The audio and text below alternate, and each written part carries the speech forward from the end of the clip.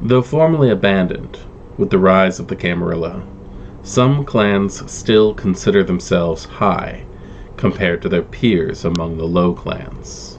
You are a vampire from a high clan, convincing you that you have certain rights to bully and order those of low clans.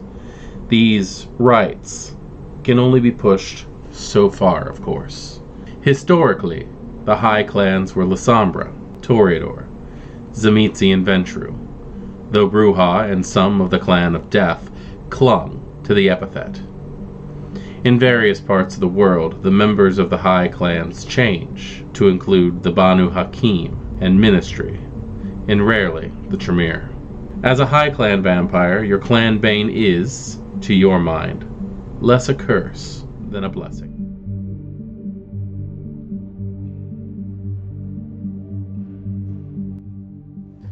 Greetings, Kindred. I am Voivode Maquette, and welcome to our world of darkness. And it is Metaplot Monday, so we are going to be going over one of the lore sheets. This time, High Clan. When I think of High Clan, it is a Dark Age concept that really comes to mind, and the idea that the Lasombra, the Tzimisce, the Ventrue, and the Toreador really did hold the reins on who exactly was considered highborn or lowborn. The Nosferatu were always considered low clan. The Gangrel also being primal and wild and not really prone to staying within the city walls. Those typically ended up being low clan. But like when I think about it today, especially as it says in that last sentence that the High Clan consider their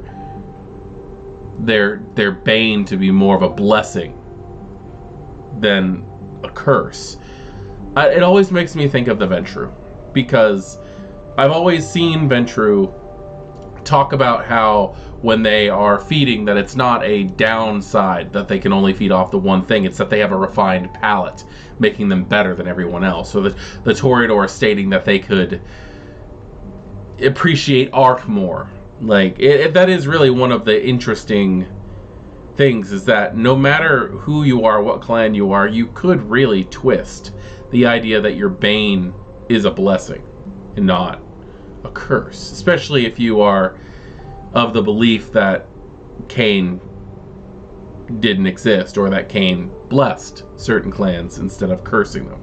Now that is actually something that's kind of funny to think about, because when you go into banes from past editions, or clan flaws, or clan disadvantages, however you want to put it, each clan always had their own disadvantage.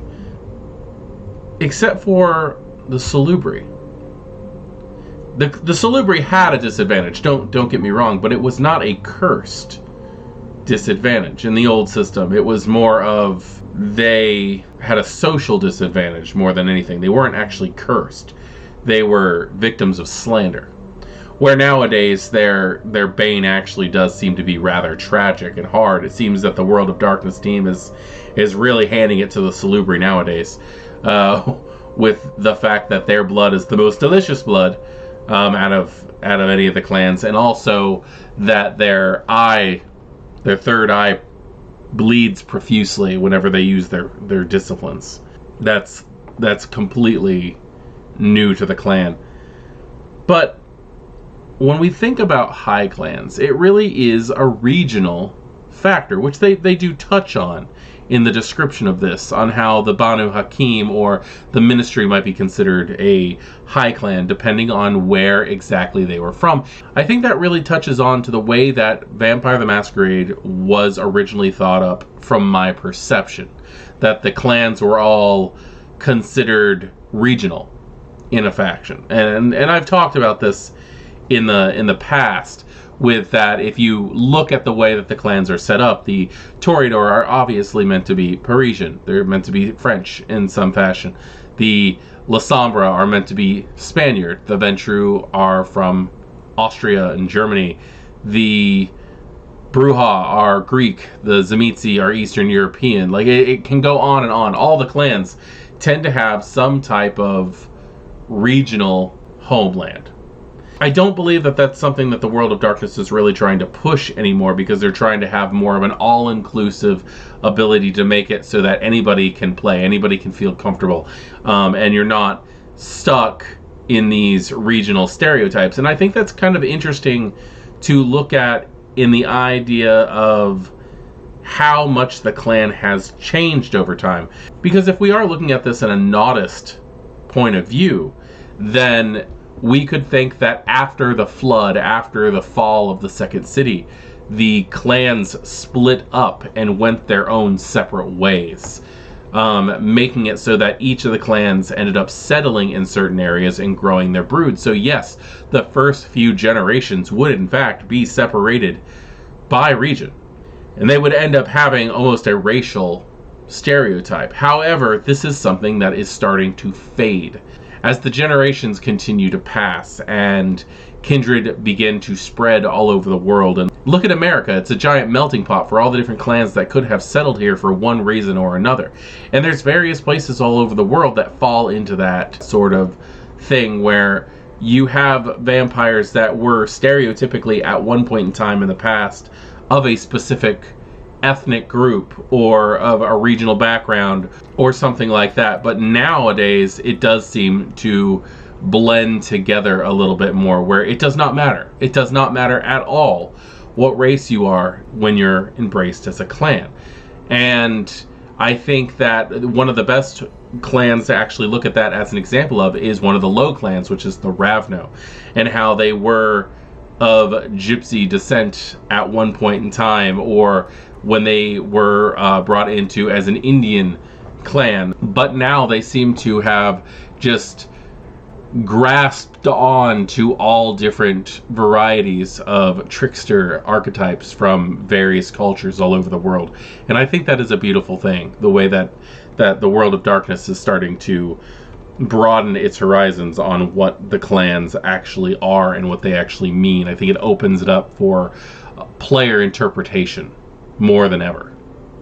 So let's take a look at what exactly this high clan lore sheet can give us. Investing one trait into this lore sheet gets you Peacock. You are proud of your clan's status as high, and you carry yourself with all the pomp and circumstance befitting a vampire of noble station. Once per session, you may re-roll a single die when attempting to command deference from one non-titled vampire in your domain. For a one trait advantage, that's actually pretty good. The idea that one die, that one re-roll could actually mean pass or fail when it comes to commanding. And deference, the acknowledgement of your superiority, making them humble before you, can really be an ego boost for a lot of high clan members. Just being a Ventrue should be enough. Just being a Toreador should be enough, especially when you're talking to one of the low clans who don't have a title. And that's really where this fits in, is when you're talking to somebody who does not have a title. So being a pompous little neonate and walking up to the Nosferatu Primogen and trying to demand deference is not going to happen. However, being able to do that to somebody who does not hold any type of title in the city is really going to help boost your character's ego, which I really think this lore sheet could really be all about. Investing two traits in this lore sheet gets you Sway the Low. The high clans once sat upon thrones, ordering low clan vampires to die for them on battlefields and to subjugate themselves in court. You still possess the ability to persuade vampires of the low clans more easily than you do of vampires of the high clans. You have bullied the equivalent of 3 dots of Mala into a loyal, abused retinue of low clan vampires. You gain 3 extra dice to pools using intimidation or leadership against those kindred. If you ever roll a total failure on such a test or contest, you need to compensate them, or they turn on you.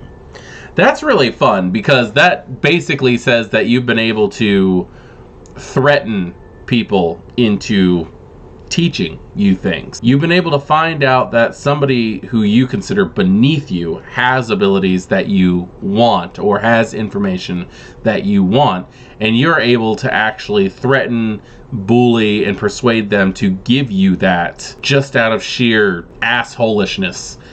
But if you do find a way to just not be effective in this for some reason, if you completely fail on one of these tests against this entourage of unworthy kindred to you, then you are going to actually have to turn around and placate them to woo them back into your good graces.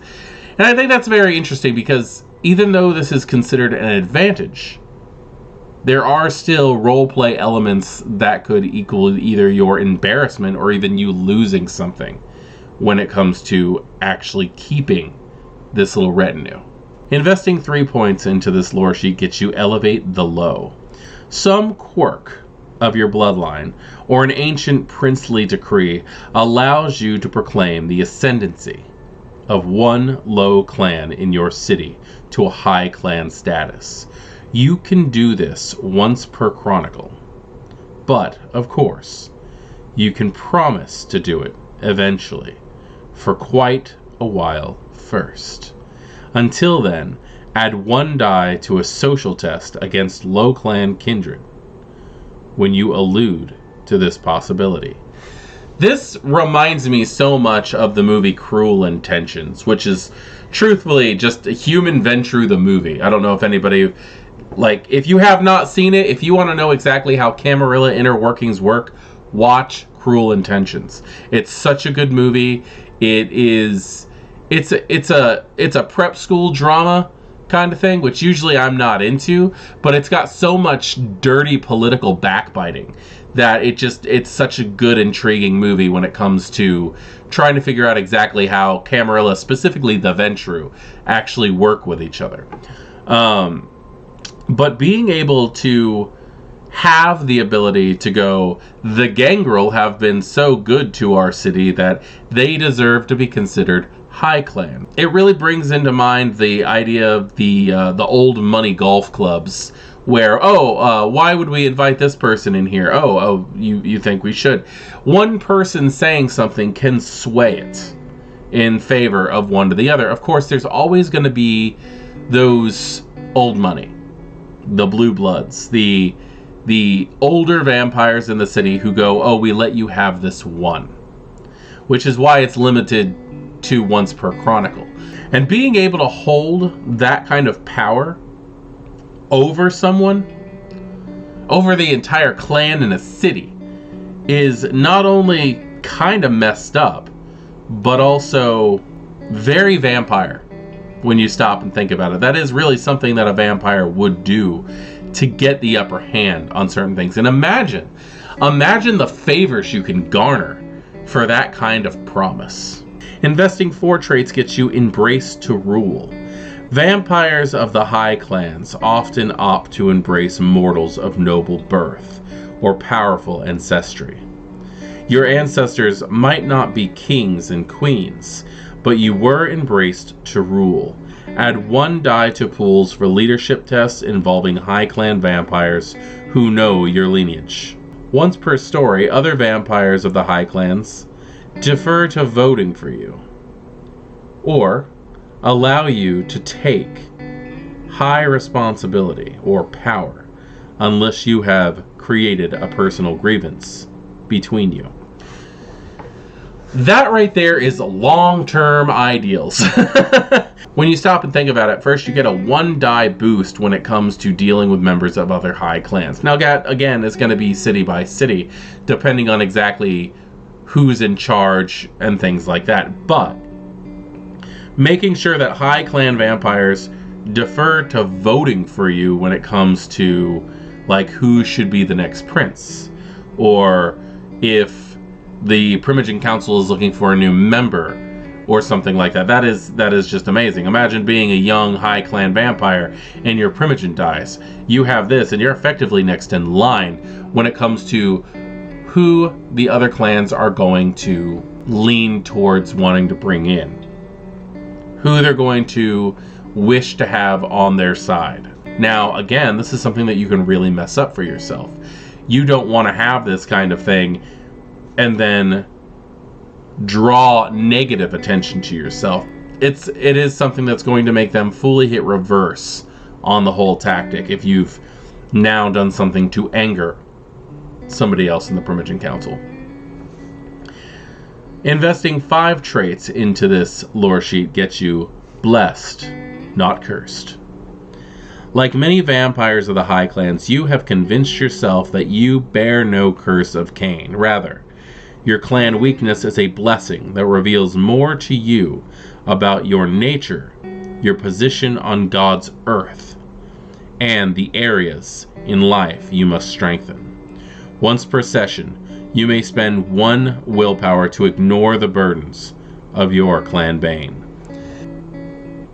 I'm not 100% sure if I completely agree with this one. I mean, I think that it's a very interesting thing. I think that if you feel that you are high clan enough, you should be able to overcome temporarily your clan bane. That is something that I don't have a problem with. The idea of,